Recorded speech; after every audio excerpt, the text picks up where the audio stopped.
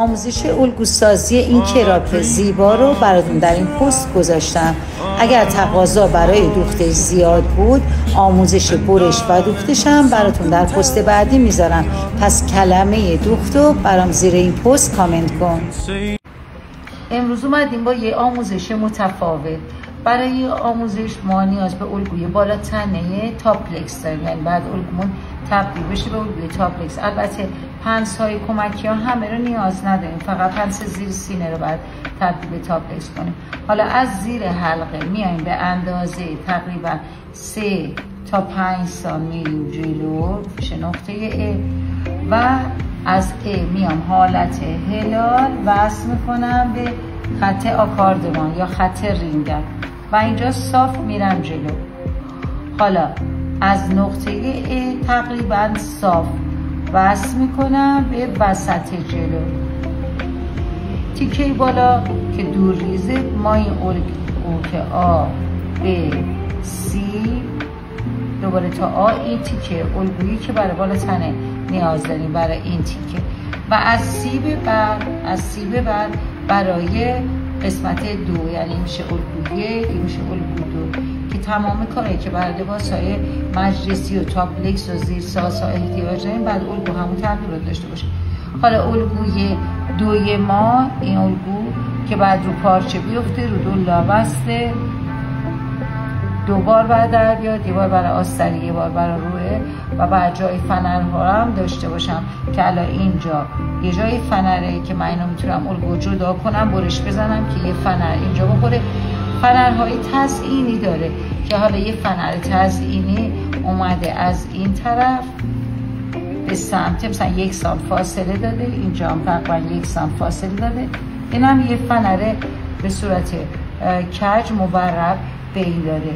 این الگوی دوی من رو دو لابسته دو بار میفته با تمام نکاتی که بر زیر ساز دادم. الگوی یک منم به همین حالتی که هست میفته رو دو لایه بسته. حتی این پنس رو الگو میبندم، این پنس رو الگو میبندم و اینم اگه تهش چیزی هست اینم میبندم و الگو میندازم رو دو لایه بسته دو بار از پارچه.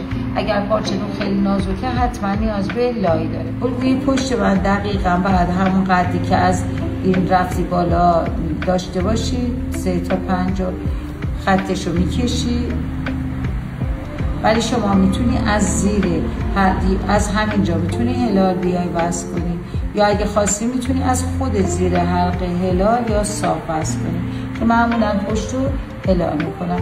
پشت شما دوباره پنس های لقی رو میگیرید که اینجا 1 سانت و 1 سانت اضافی میشه.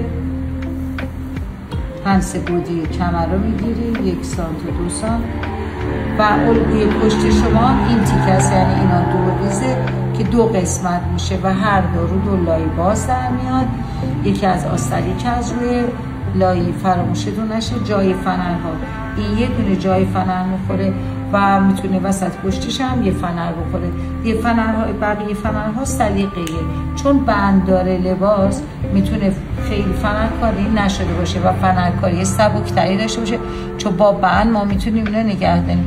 طول بندش از اینجا حساب میشه، از A میره به پشت گردن و به اندازه 30-40 سانت برای طول بند داره. پس این طول بندشه که اینجا حساب میکنیم. 2 تا بند به این طول در میاریم. عرض بند ها آماده شدش یکی کنیم کاملا سلیقه‌ایه که الان من الگوش آماده میکنم نشونتون. ببینید الان این الگو جدا شد. این تیکر دیگه من نیاز ندم. الگو 1 الگو 2 الگو 1 پنس حتما باید الگو بسته بشه. اگه تهش دیدین اینجا چیزه میتونید بیان یه قیچ بزنید که این پنس دقیقا بسته بشه. اینو من باید بنوزم رو لای بسته دو بار.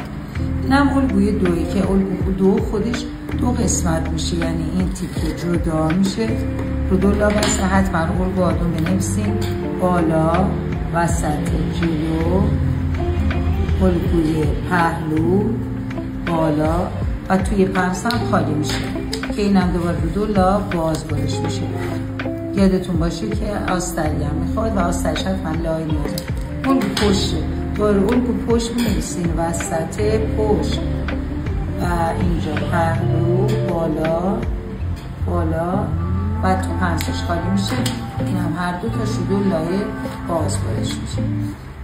آسترم حتما نیاز داریم و این الگوهای برای پشته، این الگوها برای جلوه و این هم یه دونه دیگه الگوی جلوه که باید بیفته دوبار رو دو لایه بسته.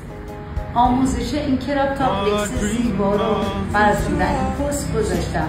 اگر آموزش دوختش هم میخوان کلمه دوخت رو در این پست برام کامنت کنید، در پست بعدی براتون بذارم.